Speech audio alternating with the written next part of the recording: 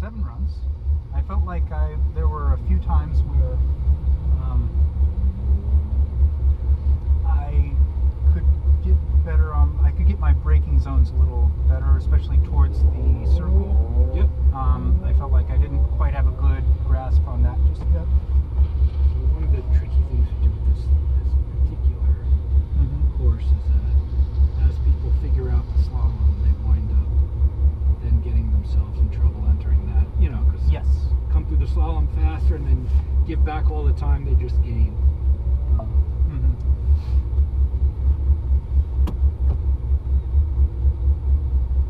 I felt like that was, well, and getting the end of the slalom. My third run, I got a little tail happy, which is going to get even worse right now. But I felt like most of the rest of it, I felt pretty good. It felt like I was hitting my marks. I wasn't looking far enough ahead just yet. Okay. But I think I'll get there. Did you do phase 1 before? I have not. I have done 18 events in 18 months. Oh, okay. I'm still kind of new, but yeah. I have a lot of seat time for how new I am. Okay.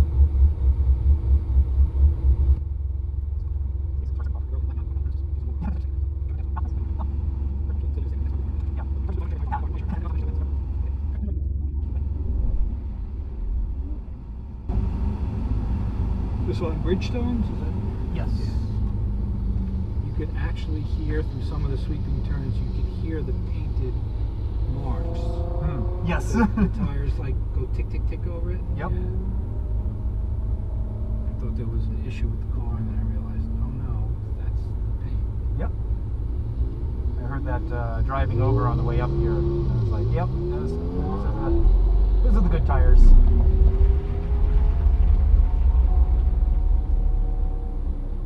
Heard it and felt it in the big sweeper. And also trying to get it slowed down for the circle.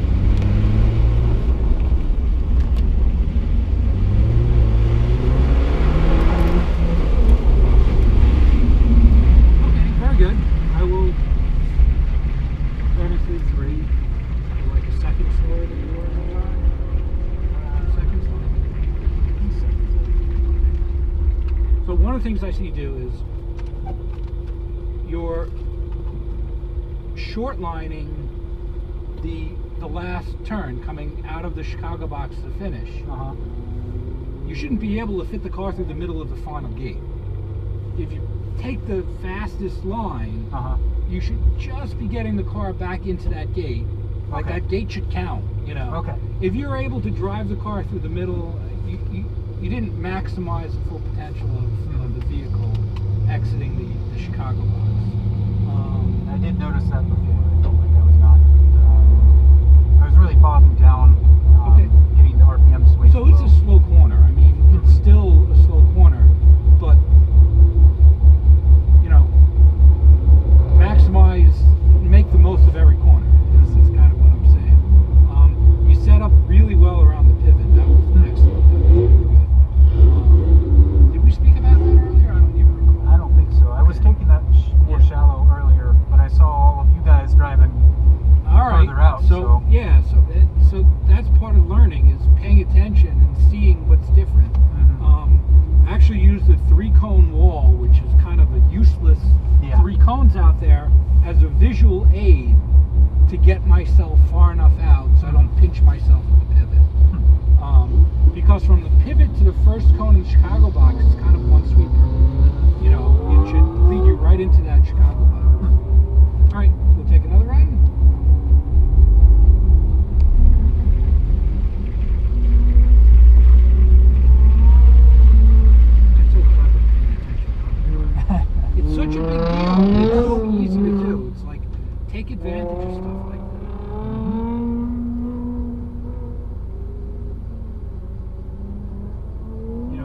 typical type of feature you see all the time, and you see people making the same mistakes over and over again. All right, as soon as you're ready.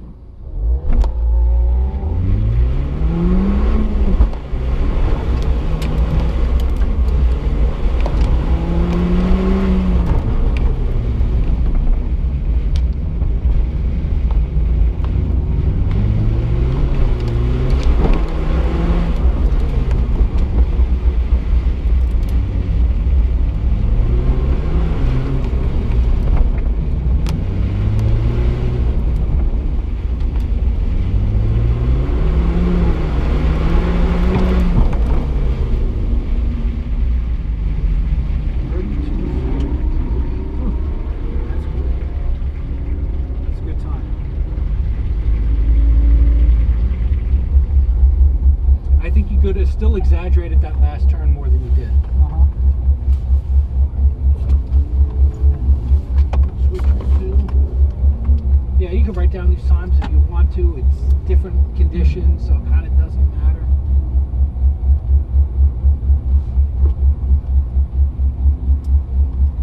Yeah, it's different conditions, but it helps me compare what I'm doing now. Okay. So I'll take 2 runs and we'll switch back. Okay.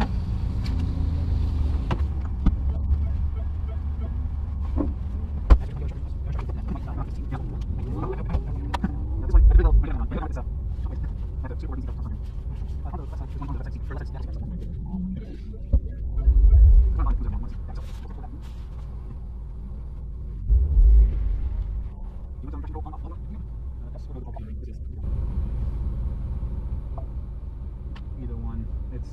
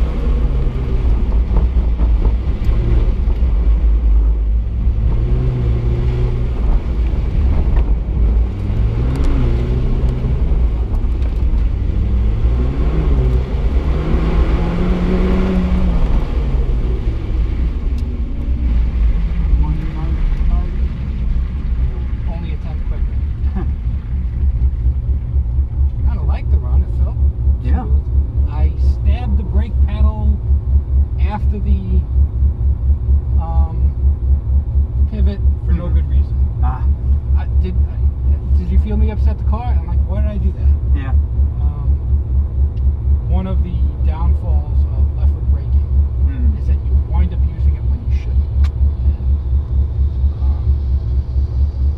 Car's fun. Yes. Yeah. It does take a little while to get settled, it seems. It's hard to put the power down. It just lights up a wheel until you get the car settled. But as soon as you get it settled, so as soon as you feel the wheel spinning, if you just kind of jerk the wheel straight, it'll put the weight down and go. You know, I don't like advocate that driving technique. You know, sometimes it's faster just to do that than to back out of the throttle and roll back into it. You know, but that's what it needs. It needs the wheels pointing straight again. Yeah. You know? And you'll notice it more in the wet, kind of coming off that like 90-degree turn, or the turn towards the finish.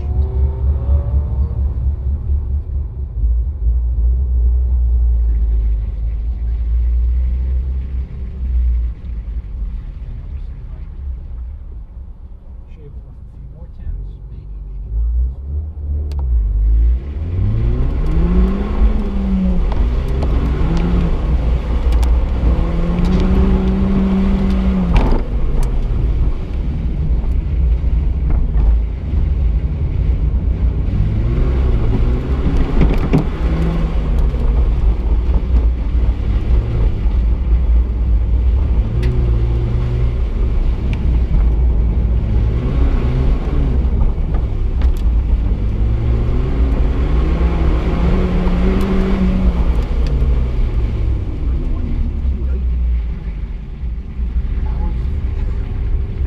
I was very pleased. I didn't do anything wrong that run. I think I kind of, and I didn't hit that little brake thing that might have been 3/10 right there. Yeah. I also didn't overslow for the circle this time. I think I got to the brakes, the car slowed down better than I thought it would at the circle the first run. But I think that was all the time, just the entering of the circle and not hitting the brakes where I shouldn't hit the brakes. You know, even as instructors, we're always learning. Oh yeah. Always. I mean, even some of the basic principles that we teach at Phase 1, which we'll be going over at lunchtime. As an instructor, I still struggle, like especially early in the season, like shaking off the rust and like stop doing stupid things. Like we always talk about, stop driving off the nose of the car. Which means, you know, keep your eyes up, keep your eyes looking forward. Yeah. So 3 more runs. Okay. I'll ride with you.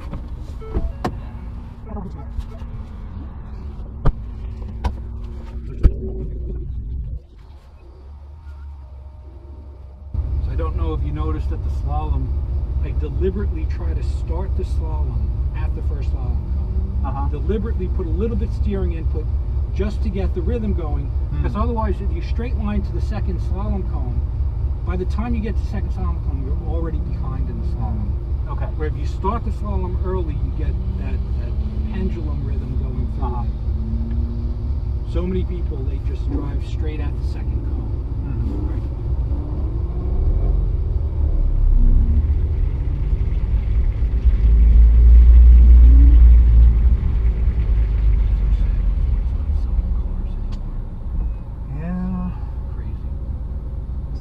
This one.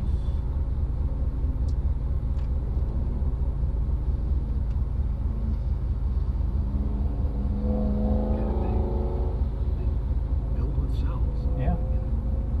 GM has a whole big, you know, inventory of Corvettes that they can't get rid of. Yeah. But everybody knows the next generation's coming out. Nobody wants.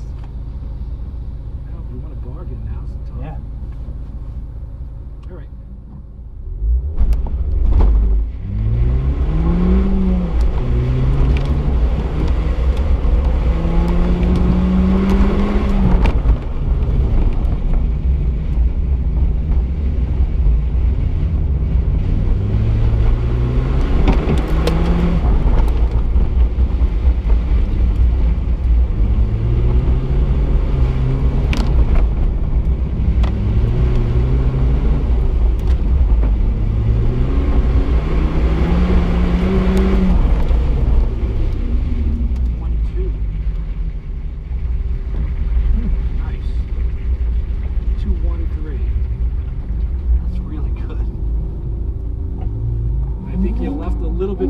Circle. I think you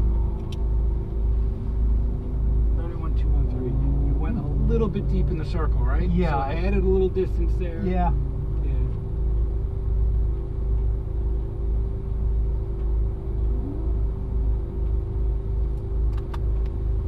Something like that.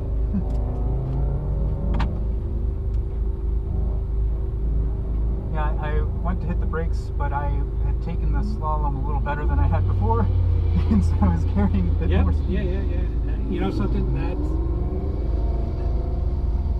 part of the intent of that corner is to do exactly that, you know, is to get people that now they overcommit to the slalom and they're not paying attention to the next feature, they got more speed and they don't get slowed down.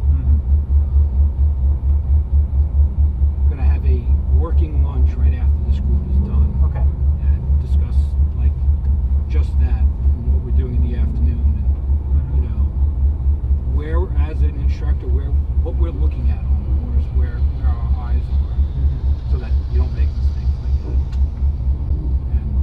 and yet still be instructor yourself.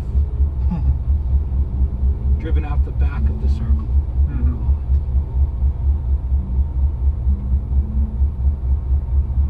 It does seem to be raining quite a bit lighter than it was earlier. That's actually the car I'm driving this season. Huh.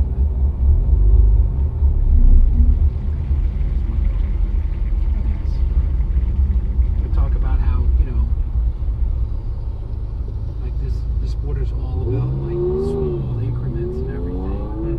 And went down to Charlotte last weekend for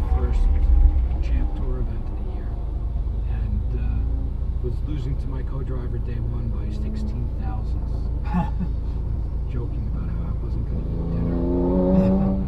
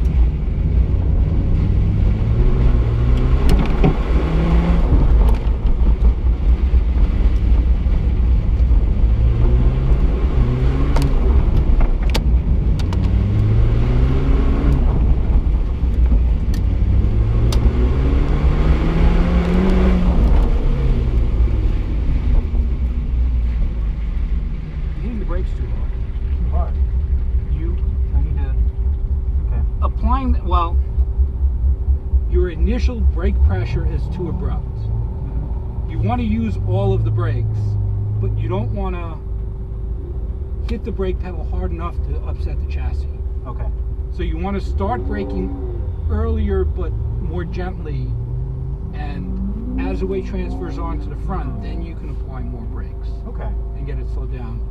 That run, a couple of places, every time you hit the brakes, you stabbed it. I am punching it hard. So did it at the circle and then did it at the sweep. So slightly earlier, lighter into heavy. Initially, you want to brake a lot, but initially you don't want to, especially in the rain, you don't want to, stab the brakes, because then you get the tires locking up and going into, and not that it hurt your time, but I could feel it in the car. I could feel it jerky. You know, you want to smooth out that initial bite with the brake pedal, which does mean actually going to the brakes, you know, a fraction earlier. Okay. But the car will be better balanced. It'll behave better. I'm gonna jump out for the last run, watch from outside. Okay. See if that should go a couple of tenths quicker, right? Yeah. What was that last time? Huh? What was that last time? 31.4. So we had a 31.2 the first run. Yes.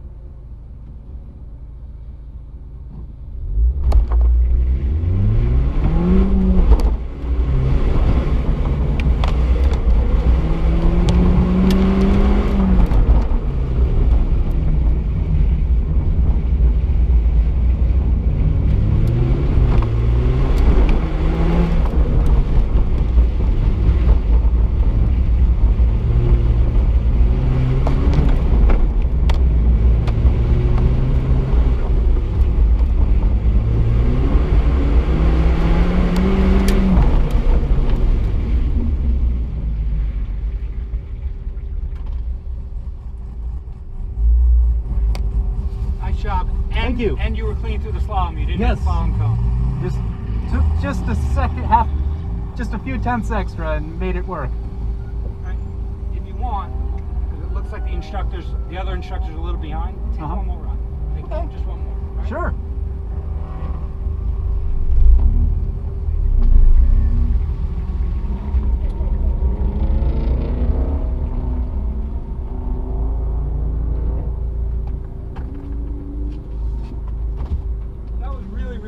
Thank you. You had to have put everything together in order to get that time. Yes. Let's see if you could repeat that. Okay? That's as fast as my morning runs were in the dry, so okay. I'm feeling good. So if it dries up, what you're saying is you'll probably go quicker? I would hope so.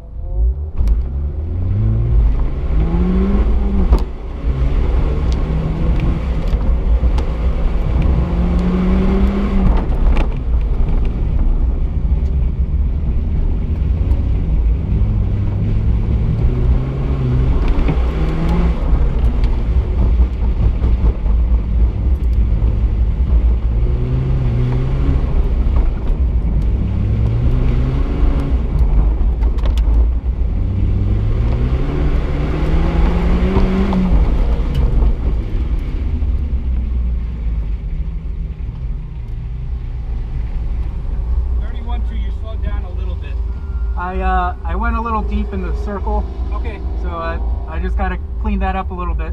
Okay, good. All right, park it. We're gonna have a meeting. Will do. Thank you.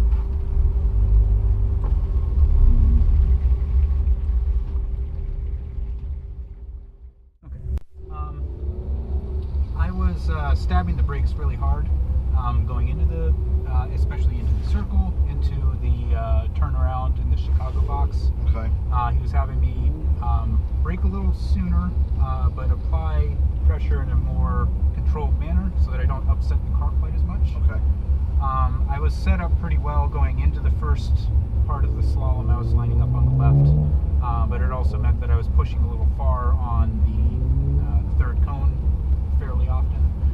So he said, even if you do just a slight motion into the first cone, that would carry you, get you set up for the third cone, so you're not just completely at speed and then blow through everything at the end there. Everything else, I felt like I'm starting to get the hang of everything else that's on the course at this point. So just need to keep looking ahead. I feel like I know the course well enough at this point that I kind of know what's coming up, and I don't really need to look ahead, but that's something I need to work on earlier in my runs.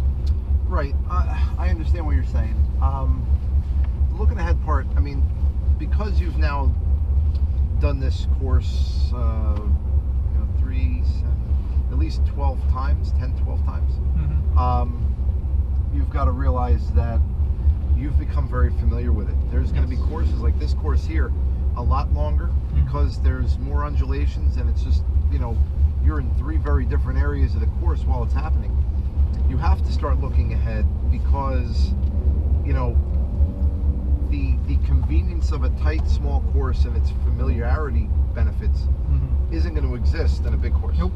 And if you're doing a national tour ever, it's only 3 runs a day, so you're not going to have the luxury of 20-something runs all said and done either. Yeah. So looking ahead will pay benefits, and that's why we're going to continue to work on that, as well as, some of the things you brought up. Okay. I was within a few tenths of a second of my runs in the morning, even in the wet, the second pass. It was starting to get damp for my morning runs, but overall, I felt like I was starting to connect everything towards the end. So I think if I start looking ahead, start preparing myself, I'll be good. Okay. All right. So when you're ready, let's head up to the line.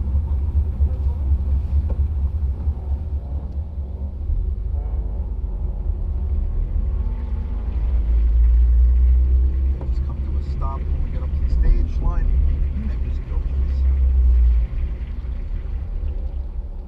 All right. Let's see what we're doing. Go ahead. Give me a baseline.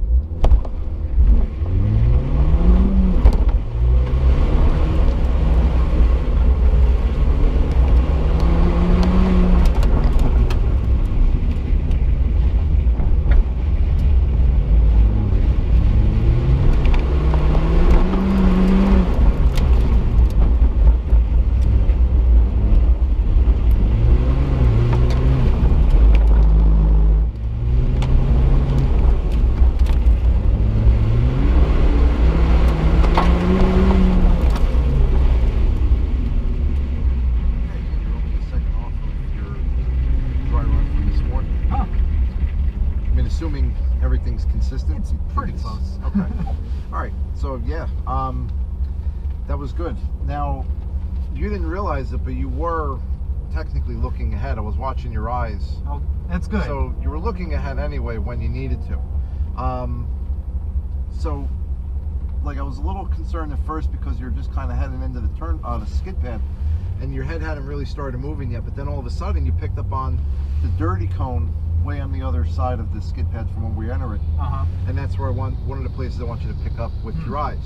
Then I noticed your head was turned, and I have to assume you're starting to look at the entrance to the turnaround, or the skid, more or less the sweeper, if you want to call it that, in the back. It's not really that, but looking in through there. And then the only thing I got to say is, as we came out of the sweeper, you had the stand up with the pointer, and then the 3-cone wall on the outside to keep you honest.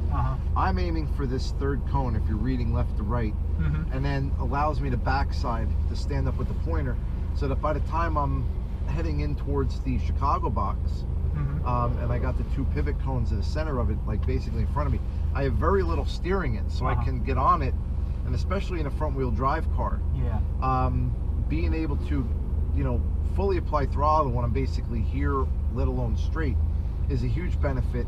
And then what you may just have to do, if you do that and you carry more speed into it, you may actually have to tap the brakes a moment, not stab, but just tap the brake a moment, get a little bit of weight on the nose so it can turn in, because by then, you know, once you reach that part of the turn, the Chicago box, you've looked out this window and you've picked up on where the finish is. And then as we're unwinding the wheel, going towards the lights, we're just feeding it more and more throttle. Yeah. Okay, so let's give that a try. Okay.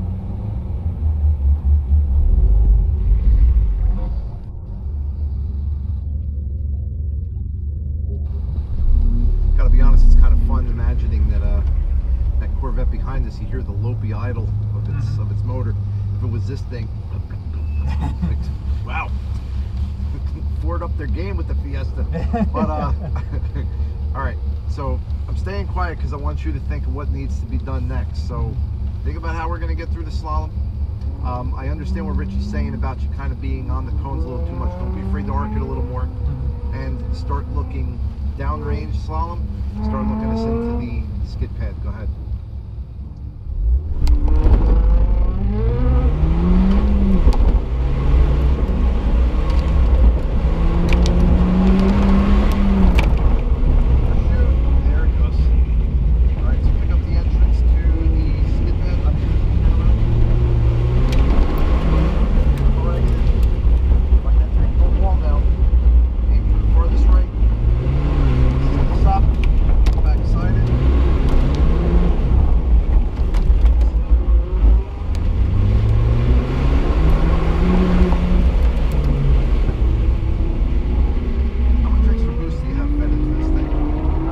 Fiesta STs being this frantic. Are they really that quick?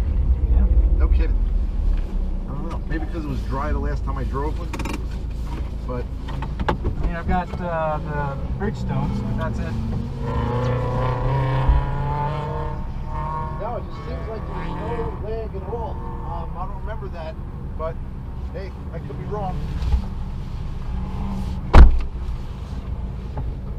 I gotta say, it's quick. That's the only thing freaking me out on the day right now with it being so wet. Somebody just hit that outer wall of cones. So we're getting kind of close to where we're hanging out here at this point. If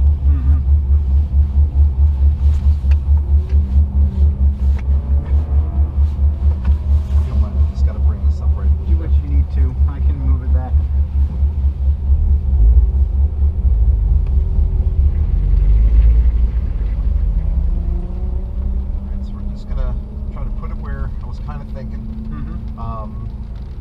Expressing it through thoughts, and then I always respect other people's cars, and so I'm not going to launch it as hard.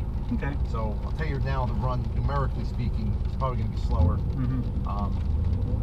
Because to me, axle hop, I'm like, it'll be my luck. That's a day to like the drive shafts. Like, nope, done. Yeah, I think if I launch it more towards 1800 rather than like 22 or 25, that would eliminate most of that. Okay. It was not doing that this morning around the same RPM, so it's a bit better now. Gotcha.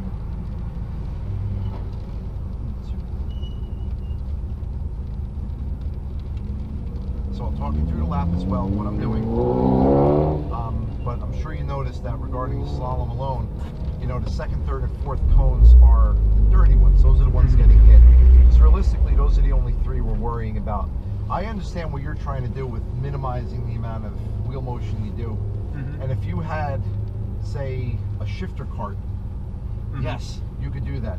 But even though the laws of physics are the same for this and the shifter cart, just dynamically speaking, the shifter cart's a shifter cart for a reason. Yeah. And, you know, at some point a passenger car has to have that compromise. That happened, right? Picked up that dirty cone. Picked up the entrance to my skid pad. Our brakes. Backsiding this towards this farthest right.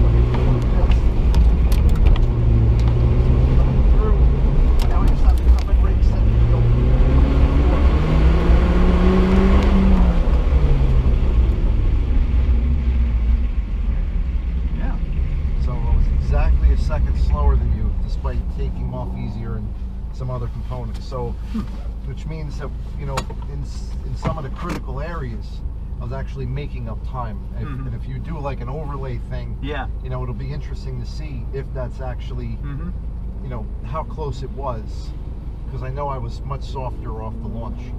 All right, so I'll get back in that seat now. Okay. I'm only going to do one.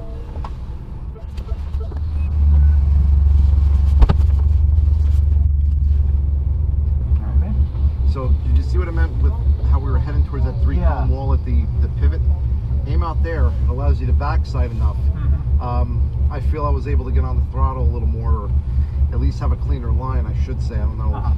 You know, you probably have the telemetry for that, but by the time I got to the pivot, I didn't feel like I was going to push out to that outside wall, but I was able to track out and be under full throttle, and I didn't have any of the wheel spin or wheel hop issues at that end as well. Okay. Okay. So let's go back out. Let's see. Let's string that together.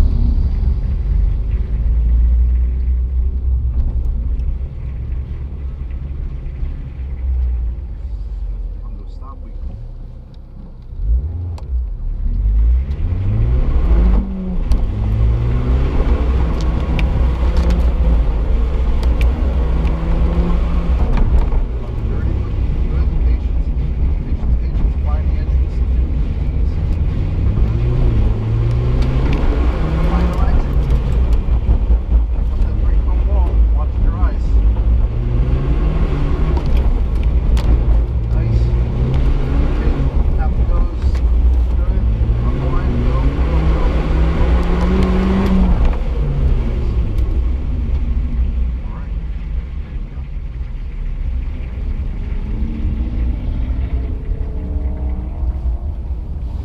with your hands at 9 and 3, do a 180 for me. See that? That's worrying me. Because on this lot, if you hit some of the undulations there, like when we're coming out of the skid pad and we're heading into the turnaround, there's a dip from them cutting in some electrical lines that they never repaved smooth. You hit that at the right moment with some torque steer going on, you'll break your thumb. Okay? That's not good. Not so much. So, you know, shuffle steer or move up so you have more bend in the elbow, and then you're not hanging on to dear life with just one thumb. All right, I know having the sunroof, you lost an inch or two of headroom. Yeah. Can you lower the seat anymore? It's or bring the wheel to you at least? It goes up and down. It doesn't... doesn't telescope anymore? No. Oh, it does. You're welcome. So lock that in place. It has never done that before. Do a 180. Look at that. So now you'll have a little more to it, and you can keep at least keep your fingers on the wheel. Yeah. If you had to do something like that for this, you know, for the sake. So let's give that a try now. Okay. Let's try with a new driving position.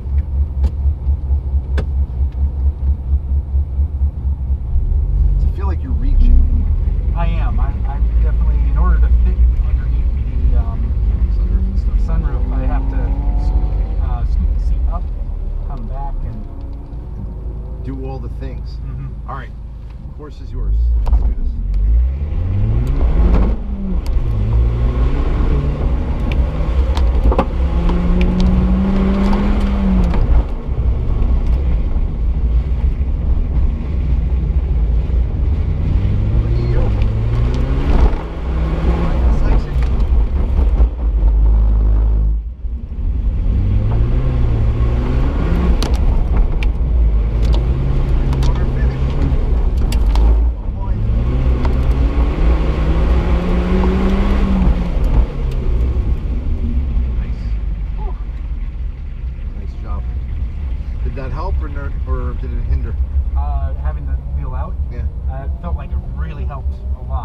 I noticed it.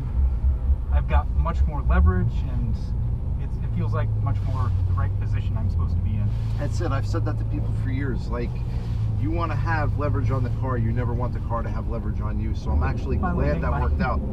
Yeah. Congrats. See that? It's the little things. All right, so we're going to do one more with me in the car, and then I'll hop out and watch one from outside. All right?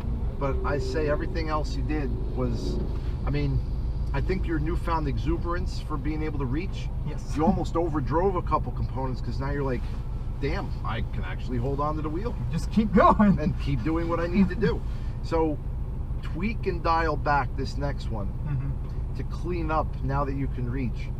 I'm going to stay quiet in this one. I'm just going to watch your head and your eyes and whatnot before I get out and watch the last one from outside the car. Go ahead.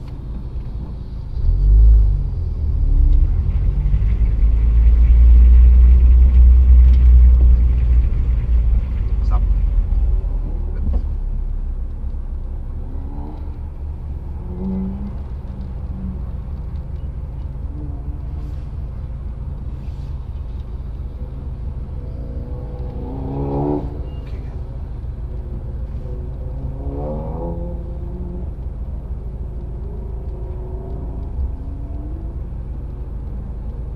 We can go. They'll have it cleaned up by the time we reach. Okay.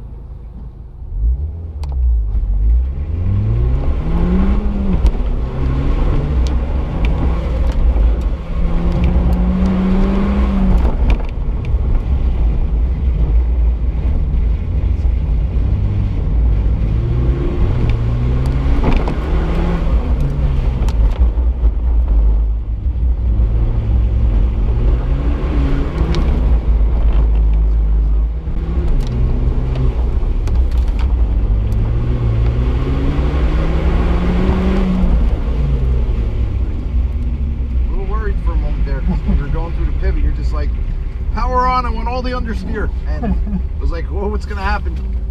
But you saved it, and you know, you almost overshot our entry to the, well, you did overshoot the ideal entry to the skid pad by about 2-3 feet, but luckily you brought it back in, and then you stayed tight and tidy from there on end, and I saw you looking through to go up into the turnaround.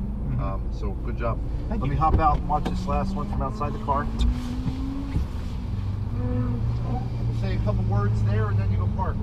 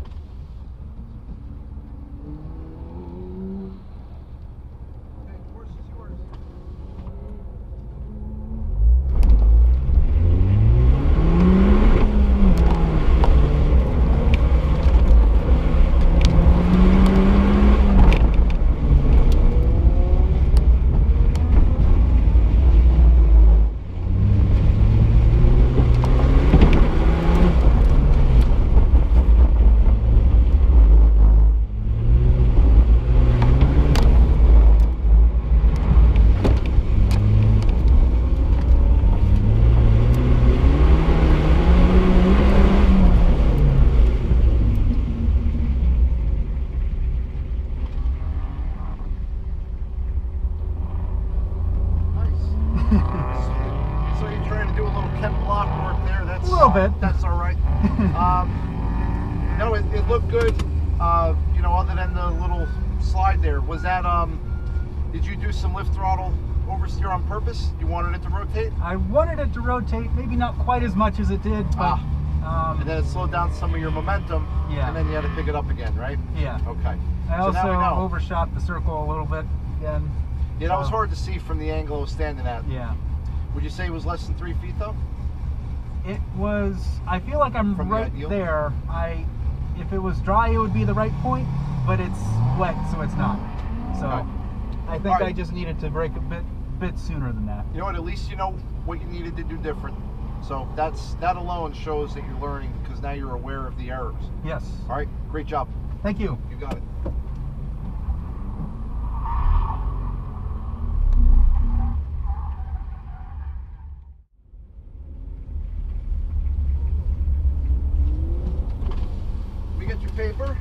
Thank you very much. Yep. So we'll do your PM, your final 3. All right, so we're gonna work off of our first 3. We'll see how we do with that. Let's go up to the line, put everything together that we talked about, okay? Let's try it.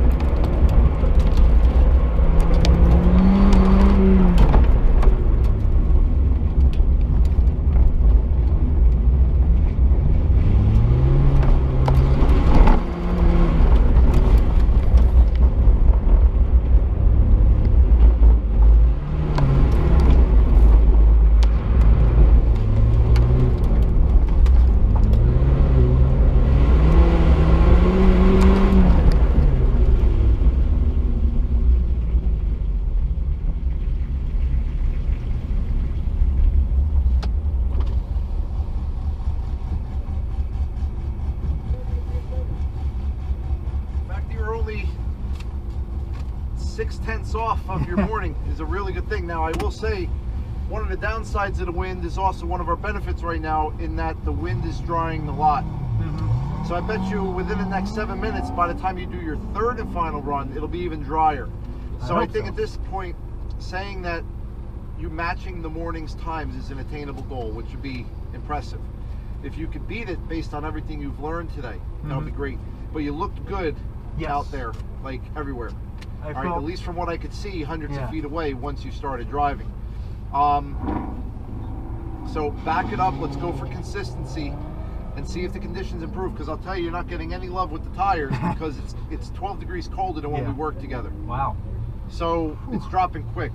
Believe me, I'm out here. Yeah. So you only have really any heat in the brakes that will help you now from before to now. But the tires are not going to warm up in these 3, all right? So let's string it together again. Let's go at it. Okay.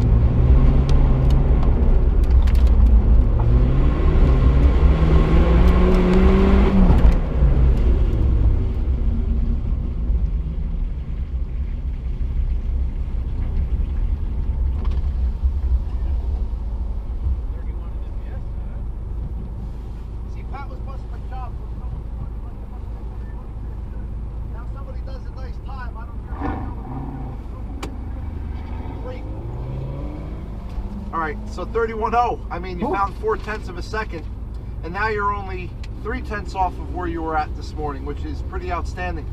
So at this point, take a couple deep breaths and then go out and try to replicate it. So the goal is consistency here at this stage. You're doing everything fine, but you being relaxed is going to be the difference between getting back into the 30 point somethings or staying at a 31.0 or slower. All right, so make it work. Let's do this.